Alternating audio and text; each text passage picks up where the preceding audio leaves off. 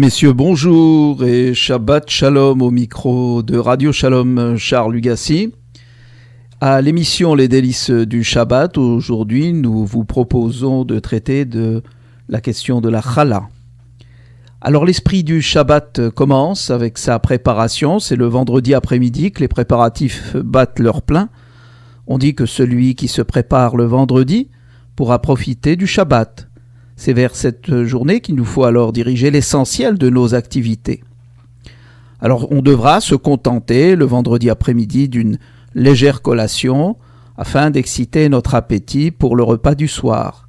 On fera également en sorte de nous procurer la nourriture la plus délicate et de participer nous-mêmes aux préparatifs de Shabbat. Nettoyer la maison, mettre de l'ordre dans nos affaires, ranger tous les objets qui ne vont pas de pair avec l'ambiance du Shabbat. On devra prendre un bain chaud afin d'être en mesure d'accueillir convenablement le roi des rois. Et on devra revêtir nos plus beaux habits qui nous auront été réservés pour ce grand jour. Et notamment, nous allons préparer la table, la recouvrir d'une belle nappe en l'honneur des 3 repas du Shabbat et déposer sur cette table les chalotes que l'on couvrira d'un joli napperon en souvenir de la manne que nos ancêtres ont dégusté dans le désert. Alors voyons donc cette question de challah, comment cela se passe-t-il? L'un des préparatifs donc les plus marquants dans les familles, c'est la cuisson des chalotes le vendredi. En effet, il est possible de remarquer dans les sources talmudiques que ceci est une tradition très ancienne.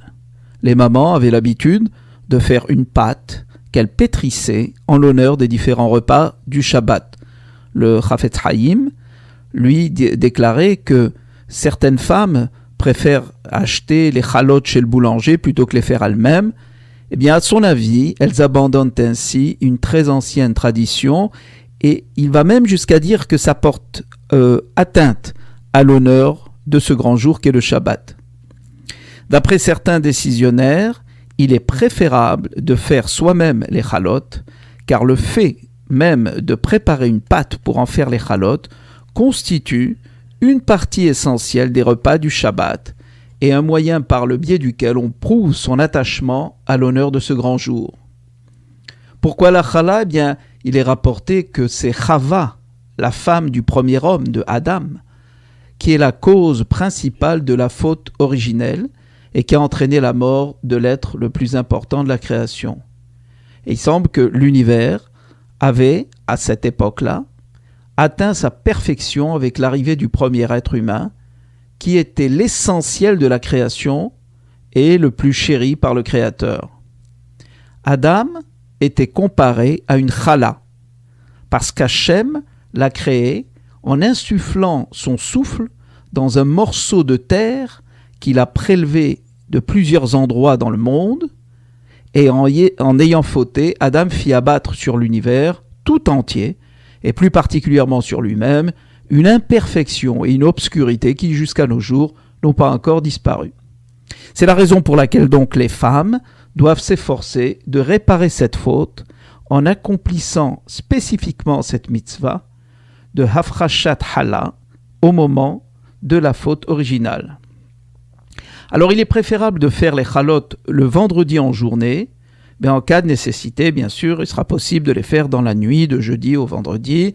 Il va sans dire qu'en cas de force majeure, il sera possible de devancer la cuisson des chalotes au jeudi ou même au mercredi.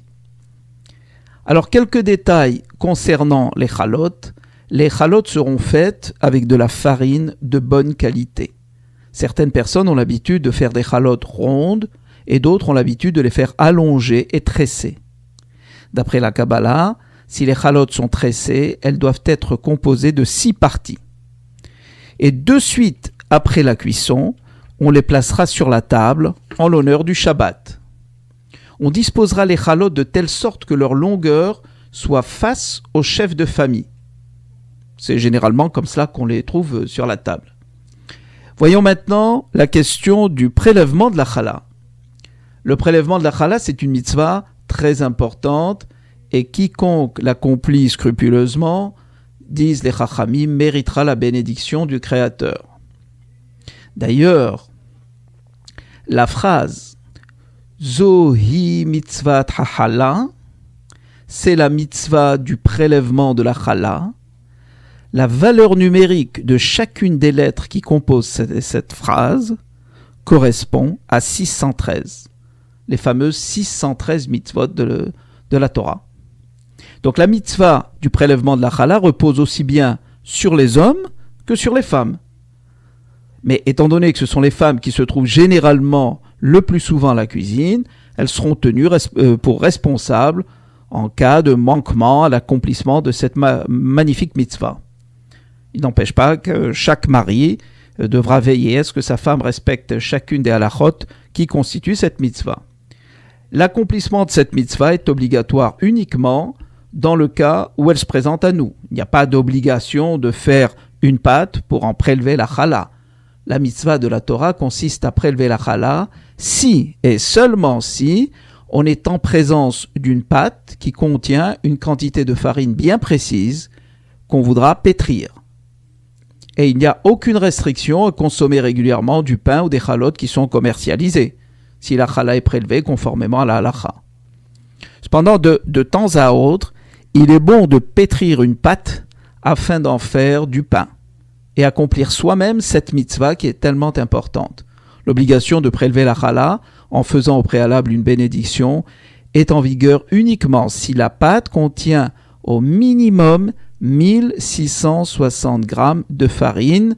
Ça, c'est pour les séfarades. Les ashkénazes ont une autre chita. Ils autorisent seulement à 2250 grammes de farine. Il est donc préférable le Shabbat d'avoir des chalotes fraîchement cuites plutôt que de chercher à les préparer à l'avance, les conserver, les congeler et s'en servir la semaine d'après.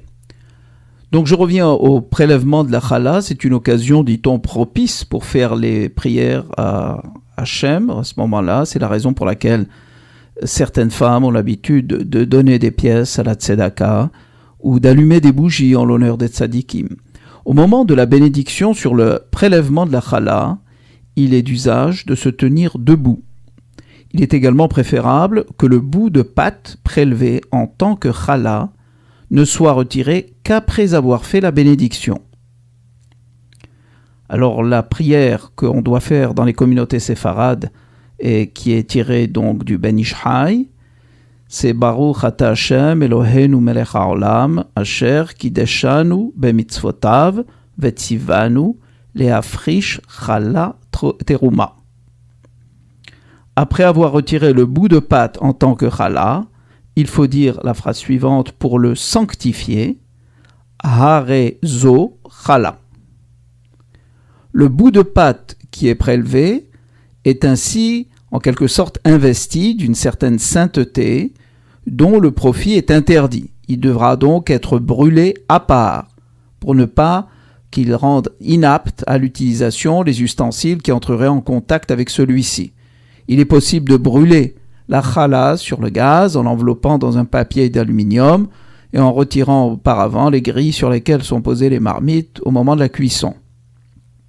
Et en cas de nécessité, il sera possible de mettre cette chala dans un sachet qu'on placera ensuite à la poubelle.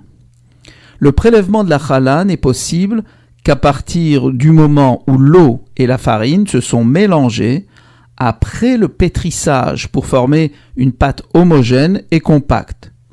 Si on a oublié de prélever la chala avant la cuisson, il sera interdit de consommer le pain en question avant d'en avoir fait le prélèvement.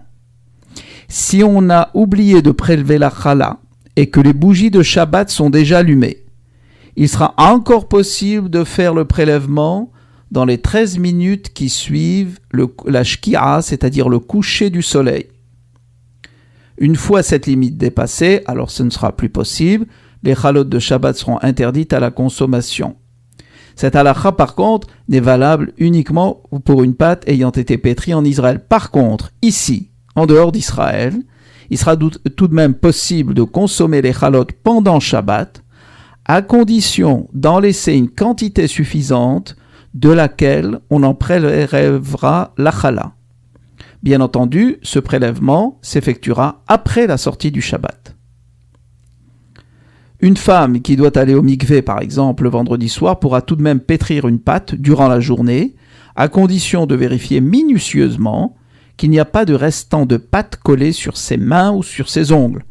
Généralement, une femme ayant l'obligation d'aller au mikvé en soirée n'aura pas le droit de pétrir une pâte ou de consommer certains aliments qui risquent de lui laisser entre les dents ou sur une autre partie du corps des particules qui pourraient faire l'objet de chatzitza, c'est-à-dire de séparation, avec les eaux du mikvé.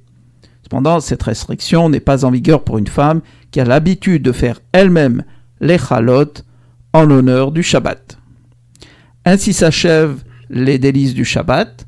On vous souhaite Shabbat Shalom depuis Radio Shalom, ici Charles Lugassi.